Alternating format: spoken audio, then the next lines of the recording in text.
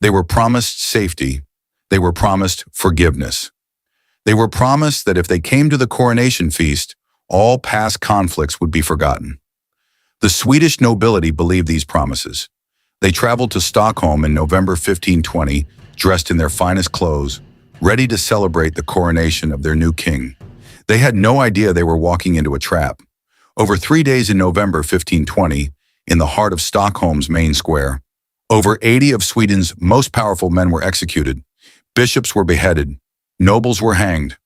Anyone who had opposed Danish rule was hunted down and killed. The cobblestones of Stockholm's great square ran red with blood. And the man who orchestrated this massacre, King Christian II of Denmark, earned himself a nickname that would echo through history, Christian the Tyrant. This is the story of the Stockholm Bloodbath, a political massacre disguised as a coronation celebration, a betrayal so complete that it sparked a revolution, and a 3-day reign of terror that would ultimately cost Denmark its control over Sweden forever. Let me show you how a king's quest for absolute power turned a feast into a funeral, how trust was weaponized into the perfect trap, and how the blood spilled in Stockholm Square would water the seeds of Swedish independence. To understand the Stockholm Bloodbath, we need to understand the political situation in Scandinavia in the early 16th century. Since 1397, Denmark, Norway, and Sweden had been united under something called the Kalmar Union. This was supposed to be a partnership of equals, but in reality, Denmark dominated. Swedish nobles constantly chafed under Danish control, leading to repeated rebellions and power struggles. By 1520, the situation had reached a boiling point. Sweden was in open revolt, led by a nobleman named Sten Sture the Younger. Sture had been serving as regent of Sweden, effectively ruling the country while keeping it independent from Danish control. He had defeated Danish attempts to reassert control multiple times, becoming a hero to many Swedes. But in 1520, Denmark had a new king determined to crush Swedish independence once and for all. Christian II was ambitious, ruthless, and believed in absolute monarchy. He saw the Swedish rebellion as a personal insult and a threat to his vision of a unified Scandinavian empire under his complete control. Christian assembled a massive army and invaded Sweden in January 1520. The campaign was brutal. Sten Sture the Younger was mortally wounded in battle on Lake Sunden. Though he tried to escape to safety, he died from his wounds. His death was a catastrophic blow to Swedish resistance. Christian's forces pushed forward, and by September 1520, Stockholm was under siege. The city held out for months, but eventually, facing starvation and with their leader dead, the Swedish defenders negotiated terms of surrender. Christian promised amnesty. He promised that no one would be punished for their resistance. He promised peace and reconciliation. On November 4th, 1520, Christian made his formal entry into Stockholm. The coronation took place around this time, though the exact date varies slightly in sources. The main events unfolded between November the 7th and 10th, with the public executions primarily on November 8th and 9th. The ceremony was magnificent. Swedish nobles and clergy attended in their finest regalia. Christian appeared gracious and forgiving. Everything seemed to suggest that peace had finally come to Sweden. The coronation was followed by several days of celebrations, feasts, tournaments, entertainment. The Swedish nobility, relieved that the war was over and believing Christian's promises of amnesty, participated fully. They let their guard down. They thought the conflict was finished. They were catastrophically wrong. During the coronation celebrations, Christian held a private meeting with two powerful figures, Gustav Trolle, the Archbishop of Uppsala, and Didrik Slagheck, his advisor and a key supporter. Trolle had a personal vendetta. He was a Swedish clergyman, but he had sided with Denmark during the conflicts. Sten Sture the Younger had imprisoned him and stripped him of power. Now Trolle wanted revenge. Trolle presented Christian with a document. It was a list of names, Swedish nobles and clergy who had supported Sten Sture and opposed Danish rule. But Trolle had a clever justification for what he was proposing. He declared that Sten Sture's supporters were not just political rebels, they were heretics. Why heretics? Because when Sten Sture had imprisoned Archbishop Trolle, he had violated church property and clerical immunity. According to Trolla, this made Sture and all his supporters guilty of heresy against the Catholic Church, and the punishment for heresy, according to church law, was death. The confiscation of property was also permitted. This was the legal fig leaf Christian needed. He could claim he wasn't executing political enemies, he was carrying out religious justice. It was a transparent excuse, but it gave him the cover he wanted. On November 8, 1520, the trap was sprung. Christian soldiers rounded up Swedish nobles and clergy who had been on Trolla's list. They were arrested and imprisoned. The arrest continued throughout the day and into the night. Panic spread through Stockholm as people realized what was happening. The arrested men were told they would face trial for heresy. The trial was held immediately, a complete mockery of justice. The accused were not allowed proper defense. The verdict was predetermined. All were found guilty. The sentence was death. On November 8th and 9th, the main public executions began in Stockholm's Great Square, known as the Stortorget, continuing into the 10th. This was the central public space of the city, surrounded by important buildings, normally a place of commerce and civic life. Now it became an abattoir. The executions were systematic and public. Christian wanted everyone to see what happened to those who opposed him. Beheadings, hangings. The methods varied, but the message was clear. Resistance would be met with death. Among those executed were two bishops, Bishop Matthias of Strängnäs and Bishop Vincentius of Skara.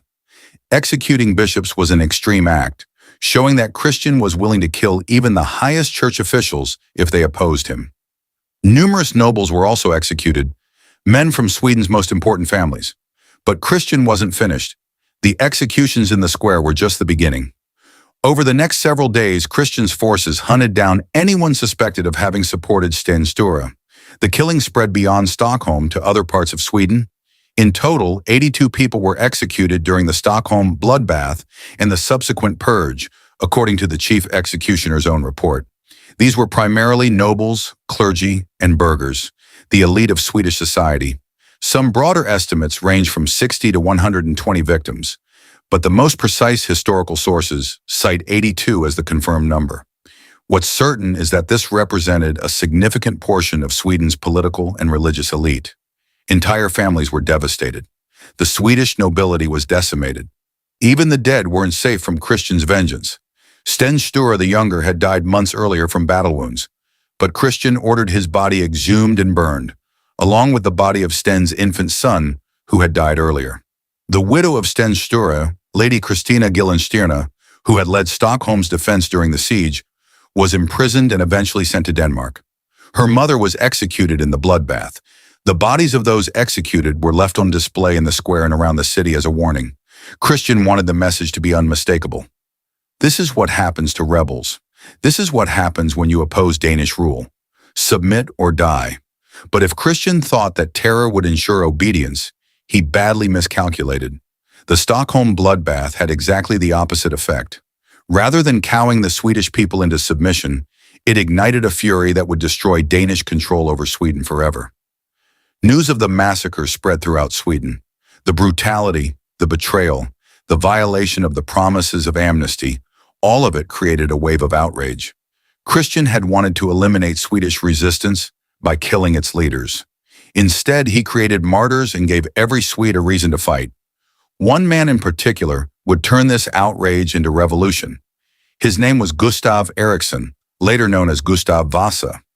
Gustav was a young nobleman who had been held hostage by the Danes to ensure his father's loyalty, but he had escaped from Danish custody before the bloodbath.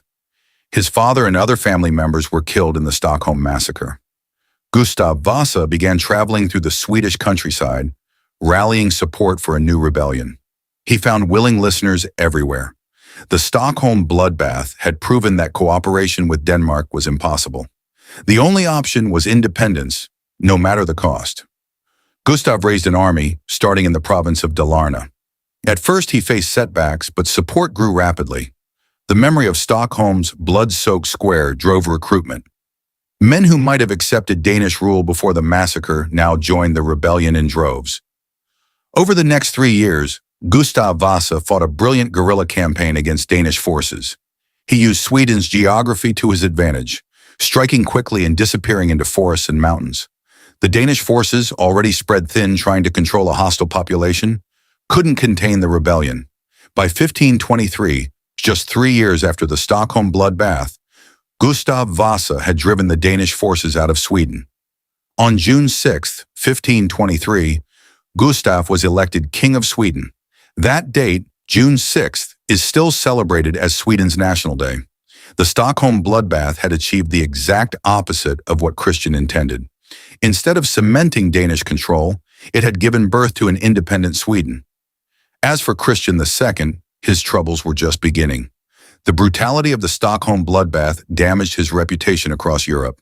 His own Danish and Norwegian subjects began to question his judgment and his fitness to rule.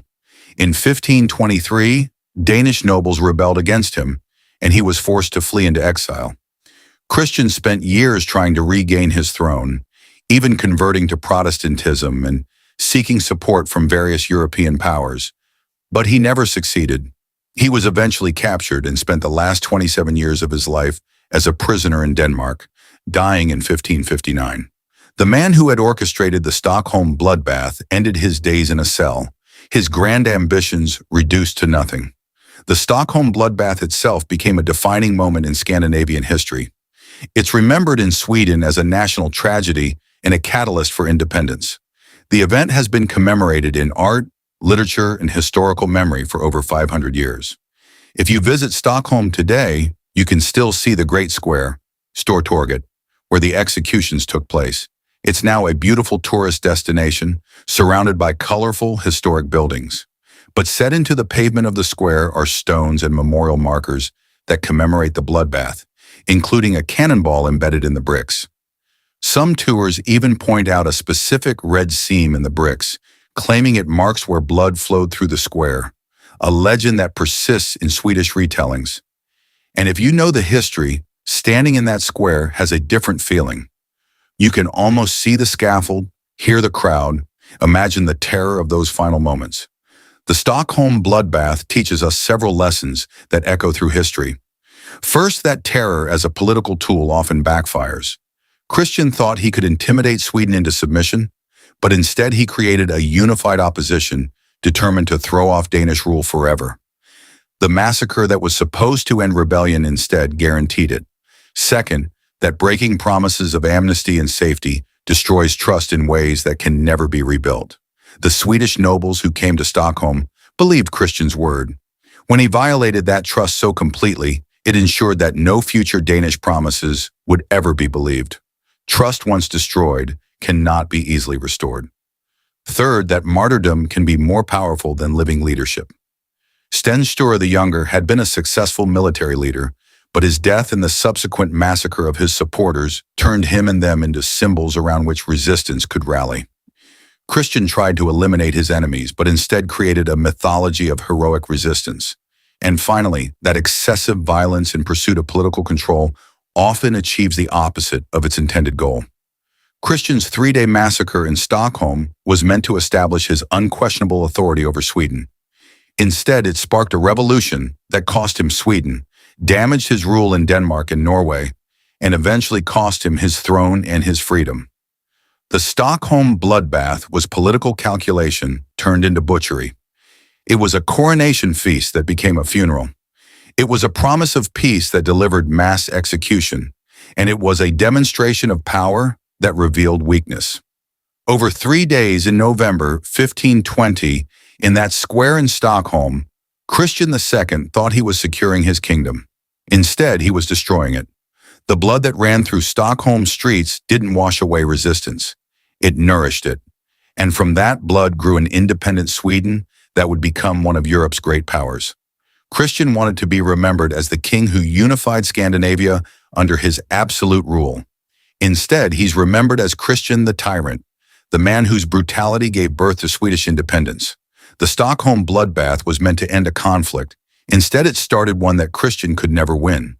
The square in Stockholm still stands. The buildings have been rebuilt.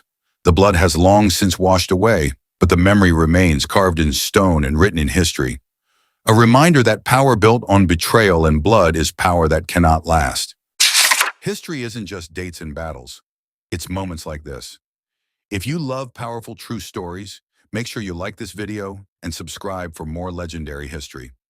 This is the Historian Archivist, and I'll see you in the next story.